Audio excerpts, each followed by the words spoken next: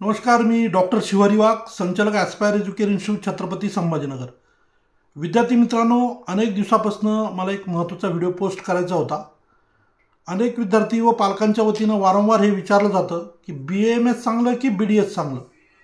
तर या संदर्भामध्ये आत्तापर्यंत बऱ्याचदा विचारणा झाल्यानंतर फायनली मी आज ठरवलं की या दोन्हीच्या संदर्भानं म्हणजे BAMS चांगलं की BDS चांगलं, तर या संदर्भानं एक डिटेल व्हिडिओ आपण पोस्ट करूया, ज्यामध्ये जे पालक कन्फ्यूज आहेत की ज्यांना हे कळत नाही की BAMS पण मिळू शकतं आणि BDS पण मिळू शकतं, पण नेमकं घ्यावं कोणतं, या बाबतीत ज्या विद्यार्थी व पालकांचं कन्फ्युजन आहे ते थोडंसं दूर व्हावं, त्या संदर्भाने एक महत्त्वाचा व्हिडिओ मी आपल्याला या ठिकाणी आता शेअर करणार आहे.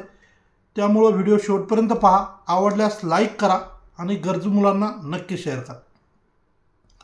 बघा विद्यार्थी मित्रांनो, नीटच्या माध्यमातून BDSला किंवा BAMSला प्रवेश प्रक्रिया जी राबवली जाते महाराष्ट्रामध्ये विशेषतः, ती CT सेलच्या माध्यमातून होते. आणि सगळ्यात महत्त्वाचं म्हणजे जर याचं ड्युरेशन आपण विचारात घेतलं तर BAMSचा जो कालावधी असतो तो साधारण 5.5 वर्षाचा असतो. 1.5 वर्षाचं एक सेशन, अशा पद्धतीनं 1.5 वर्षाचं 1, 2, 3 सेशन होतात आणि 1 इयरची इंटर्नशिप. अशा पद्धतीनं BAMSचा जर आपण कालावधीचा विचार केला तर एकूण 5.5 वर्ष आपल्याला पूर्ण करायला जातात. त्याच बदल्यात जर आपण BDSचा विचार केला, कम्पेअर केलं, तर BDS मात्र ॲकॅडमिक इयर जे तर 1 इयरचं असतं. एकूण 4 ॲकॅडमिक इयर्स असतात आणि 1 इयरची इंटर्नशिप. म्हणजे BDSला साधारण 5 वर्षामध्ये BDS तुमचं पूर्ण होऊ शकतं. 6 महिन्याचा कालावधी या ठिकाणी कम्पेअर टू BAMS कमी आहे. म्हणजे BDSचा विचार केला तर 5 वर्षात तुमची BDSची डिग्री पूर्ण होऊ शकते. दोन्ही ग्रॅज्युएशन कोर्सेस आहेत, डिग्री कोर्सेस आहेत. यानंतर फीसचा जर विचार केला तर साधारण महाराष्ट्रामध्ये जे काही BDS कॉलेजेस आहेत तर साधारण 3 लाखापासनं एक साधारण 4 लाख, 4.5 लाख. सगळ्यात महागडं जर कॉलेज म्हटलं तर सिंहगड डेंटल कॉलेज, त्याची 6.5 लाख फीस आहे. डीम युनिव्हर्सिटीचं आपण थोडंसं बाजूला ठेवूया, कारण डीम युनिव्हर्सिटीसुद्धा त्यामध्ये सुद्धा बरेचसे BDS कॉलेजेस आहेत. तर BDSसाठी कॅटेगरी बेनिफिट असतात जे सेमी गव्हर्नमेंटचे कॉलेजेस आहेत त्या ठिकाणी, परंतु एक साधारण फीस 3 ते 4 लाख, मॅक्झिमम 5 लाख असं म्हणूया आपण, 1-2 ऑप्शनल केसेस, एक्सेप्शनल केसेस सोडल्या तर. त्याच कम्पेअरमध्ये जर BAMSचा आपण फीसचा विचार केला तर BAMSला साधारण 1,65,000पासून 3 लाखपर्यंत फीस असणारे वेगवेगळे कॉलेजेस आहेत.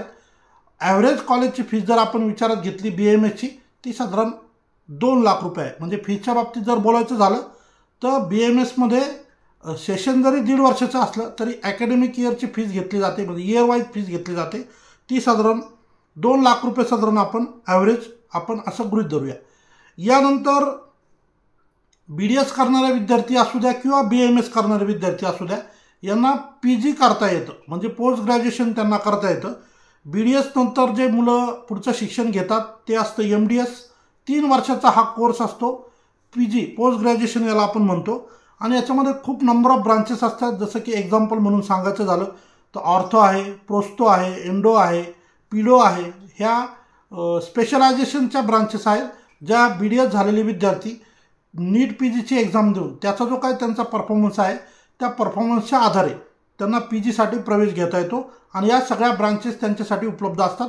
अजून भरपूर आहे, क्लिनिकल, नॉन क्लिनिकल, परंतु त्या मुलाच्या परफॉर्मन्सनुसार त्यांना ते घेता येतं आणि मॅनेजमेंटमध्ये सुद्धा त्यांना ते ॲडमिशन घेता येतात.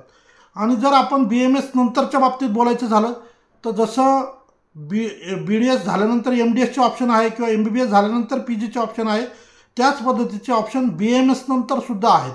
त्यामध्ये मग ENT आहे, पेडियाट्रिक आहे, गायनिक आहे, मेडिसिन आहे, सर्जरी आहे, असे अनेक ऑप्शन्स जे आहेत तर PGचे BAMS झाल्यानंतर विद्यार्थ्यांसाठी उपलब्ध असतात.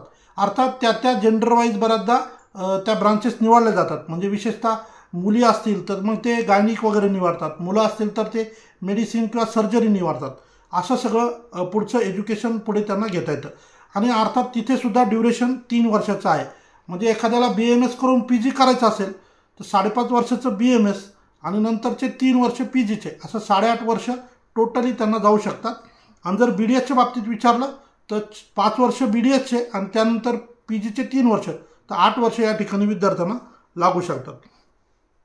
आता त्या कोर्सेसचे आपले आपले बेनिफिट आहेत आणि आपले आपले निगेटिव्ह काही पॉईंट्स असू शकतात. तर पहिले आपण प्लस पॉईंट काय असू शकतात, तर हे शिक्षण झाल्यानंतर तुम्हाला काय करता येईल ते आपण समजून घेऊ. ज्या मुलांचं BDS पूर्ण होतं, तर BDS पूर्ण झाल्यानंतर एकतर ते स्वतःची प्रॅक्टिस करू शकतात, स्वतःचा सेटअप करू शकतात आणि त्यांचं ते ॲज अ डेंटिस्ट म्हणून प्रॅक्टिस करू शकतात. जर त्यांनी PG केलं तर PG केल्यानंतर त्यांना ॲडव्हान्स त्यांचं सेटअप करता येईल. सर्जरीज वगैरेच्या संदर्भाने त्यांना ॲडव्हान्स ट्रीटमेंट देण्याच्या संदर्भाने त्यांचं एक स्वतःचा सेटअप ते करू शकतात. PG झाल्यानंतर ते BDS कॉलेजला लेक्चरशिप करू शकतात. हा एक त्यांचा ॲडिशनल प्लस पॉईंट म्हणूया आपण.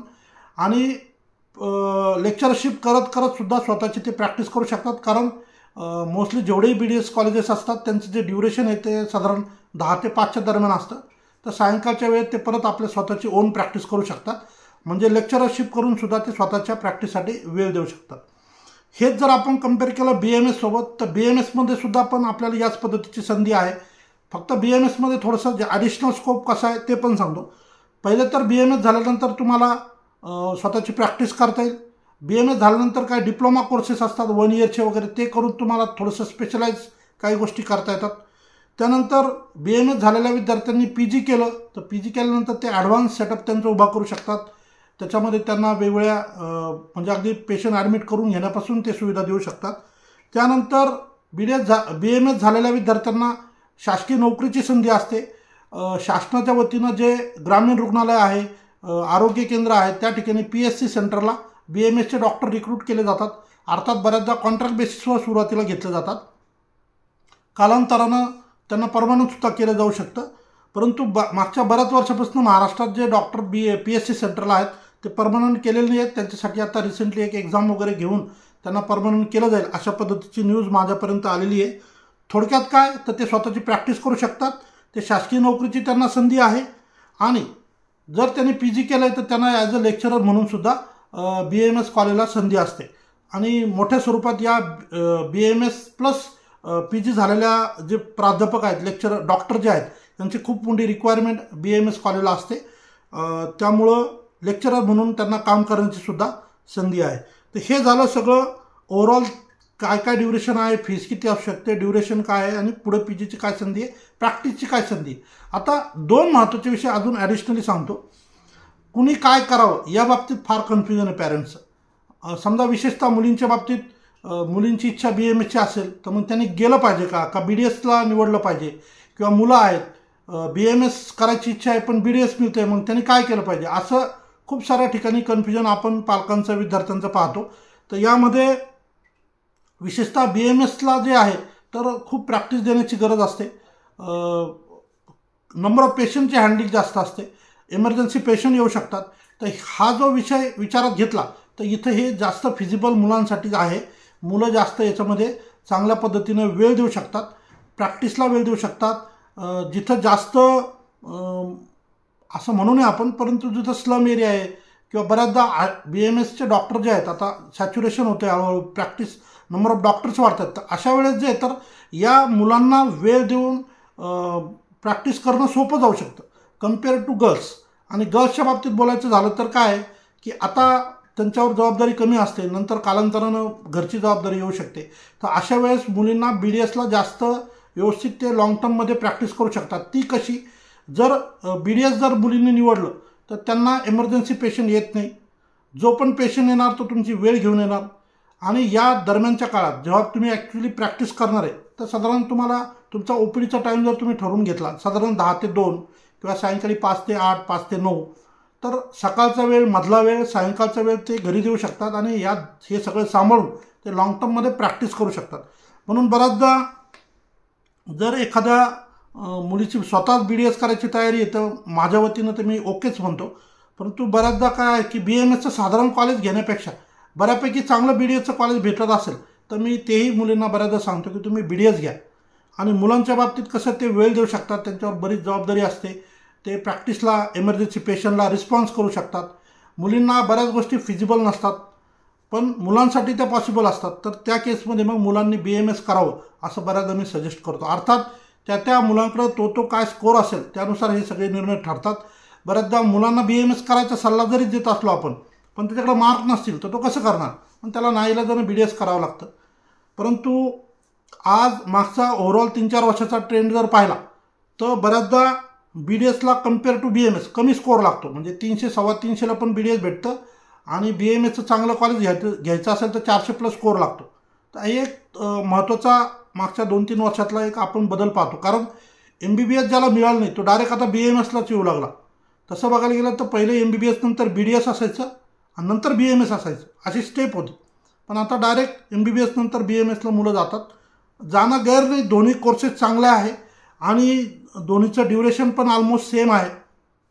म्हणजे UGचं असू द्या की PGचं असू द्या, साधारण एका ठिकाणी 5 वर्ष लागतात, दुसऱ्या ठिकाणी 5.5 वर्ष लागतात. PG करायचं झालं तर एका ठिकाणी 8 वर्ष लागतात, दुसऱ्या ठिकाणी 8.5 वर्ष लागतात. तर दोन्ही कोर्सेस चांगले आहे. ज्याला MBBS पॉसिबल होत नाही त्यांनी या दोन्ही कोर्सपैकी एक कोर्स नक्की निवडावा. परंतु बऱ्याचदा असं म्हणतात मुलं, स्कोप कशात आहे? तर स्कोप हा तुमच्यातच आहे. तुम्ही किती प्रामाणिक सेवा देता, किती पेशंटला विश्वासात घेता, किती रिजनेबल पैसे चार्ज करता, किती त्याला कॉन्फिडन्स देऊन त्याला सांगता की बाबा ठीक आहे, ह्या गोळ्या घ्या, ही ट्रीटमेंट तुम्हाला दिलेली आहे, आता तुम्हाला बरं वाटेल. हा कॉन्फिडन्स तुम्ही किती लोकांना देता त्याच्यावरच सगळ्या गोष्टी.